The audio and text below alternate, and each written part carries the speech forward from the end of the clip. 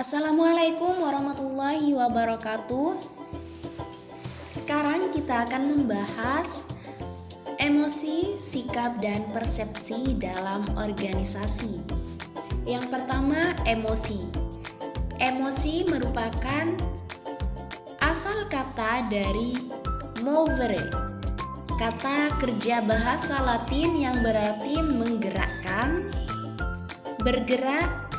Nah, kemudian ditambahkan awalan e untuk memberi arti bergerak jauh.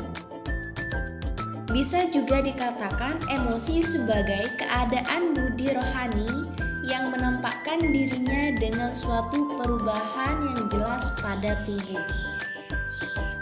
Jadi emosi dapat dikatakan perasaan yang intens yang ditujukan kepada seseorang karena reaksi kita terhadap suatu kejadian yang menerpa terhadap seseorang atau benda lainnya. Kemudian, sikap. Sikap merupakan suatu kecenderungan untuk secara konsisten memberikan tanggapan menyenangkan atau tidak menyenangkan terhadap suatu objek. Nah, kecenderungan ini merupakan hasil belajar, bukan pembawaan atau keturunan. Yang ketiga, persepsi.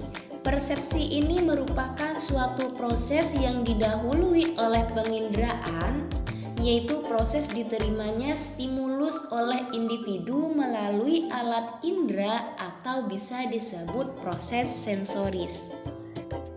Dari hal tersebut tidak bisa dipisahkan di dalam organisasi karena yang pertama, emosi ini memiliki implikasi terhadap organisasi. Yang pertama, tidak mudah untuk memberikan perspektif solusi yang menyatakan apa yang boleh dilakukan dan tidak boleh dilakukan ketika faktor emosi ikut bermain. Yang kedua, pola pengelolaan emosi menggadaikan hubungan dengan pola saling ketergantungan. Yang ketiga, cara pengelolaan emosi bukanlah suatu yang fixed, namun harus bersifat fleksibel dan kontekstual. Dari hal tersebut, kita bisa memahami bahwasannya dalam emosi kita juga melakukan sebuah sikap secara otomatis. Bagaimana kita memiliki sebuah emosi, maka sikap kita akan mengikuti emosi yang sedang kita rasakan. Jadi sebuah organisasi harus mempunyai anggota-anggota yang memiliki sikap positif terhadap organisasi maupun dengan anggota organisasinya.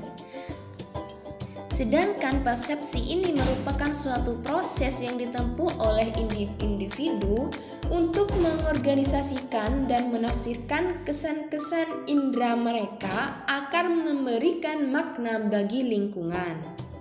Persepsi ini penting dalam studi perilaku organisasi karena perilaku orang yang didasarkan pada persepsi mereka mengenai apa itu realitas dan bukan mengenai realitas itu sendiri.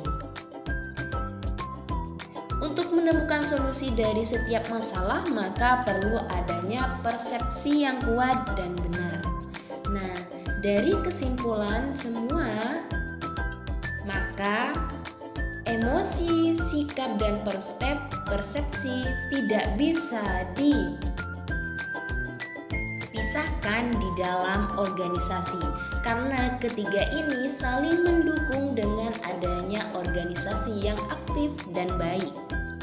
Sekian dari saya, kurang lebihnya mohon maaf. Wassalamualaikum warahmatullahi wabarakatuh.